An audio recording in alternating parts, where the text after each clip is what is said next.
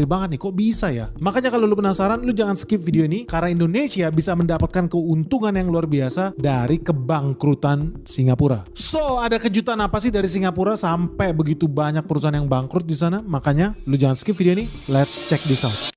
Jadi buat teman-teman yang belum tahu ya, sesuai dengan prediksinya Lawrence Wong, Singapura berada dalam kondisi yang tidak baik-baik saja. Apalagi setelah USA itu mundur dari peta perdagangan dunia. USA, Amerika Serikat, mundur dari posisinya sebagai polisi pelindung planet bumi. Dan Lawrence Wong udah berulang kali bilang bahwa Singapura akan masuk ke era yang sangat-sangat mengkhawatirkan. Dan ini terbukti karena ternyata ya dalam 1 tahun terakhir udah lebih dari 3.000 restoran spesifik nih yang bangkrut di Singapura. Bahkan restoran Michelin Star ya, artinya restoran bergengsi aja banyak yang tutup guys. Nah buat teman-teman yang belum tahu, Michelin Star itu adalah patokan untuk sebuah restoran dianggap sebagai restoran paling bonafit, paling bergengsi di dunia. Di Singapura ada begitu banyak Michelin Star restoran loh, dan ternyata banyak dari mereka yang bangkrut. Ini ngeri banget, karena kalau sampai Michelin Star restoran aja nggak bisa bertahan, apalagi yang kecil-kecil guys. Dan teman-teman udah tahu dong, Singapura itu terkenal banget dengan jajanan pinggir jalan atau hawkers, makanan kaki lima, dan banyak dari mereka yang udah berusia puluhan tahun bahkan menjadi makanan khas tradisional di Singapura. Selama beberapa generasi mereka juga gak bisa survive, mereka terpaksa tutup guys. Salah satunya restoran favorit gua, Kaso, restoran paling enak kalau lo mau makan sop ikan guys. Anyway, kenapa sih restoran-restoran di Singapura banyak yang tutup? Ada 4 alasan yang kita catat guys di sini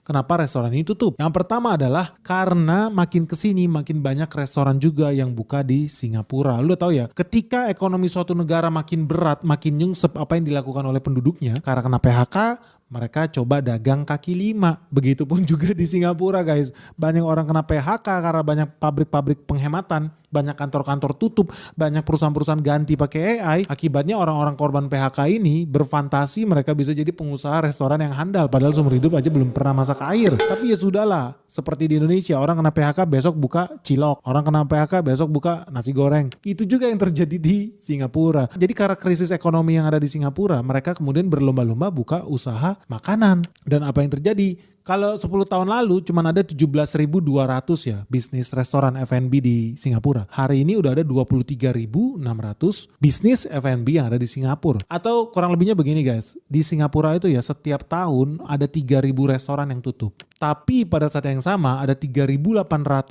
restoran yang buka. Jadi lu bayangin aja ya, namanya hukum supply and demand. Kalau makin banyak restoran yang buka tapi kuenya segitu-segitu doang, lu tahu juga ya penduduk Singapura kan dikit, cuma 9 juta manusia guys, nggak bertambah banyak, malah berkurang iya. Tapi jumlah restoran makin banyak, apa akibatnya? Ya mereka harus berebutan kue, berebut mulut orang yang sama.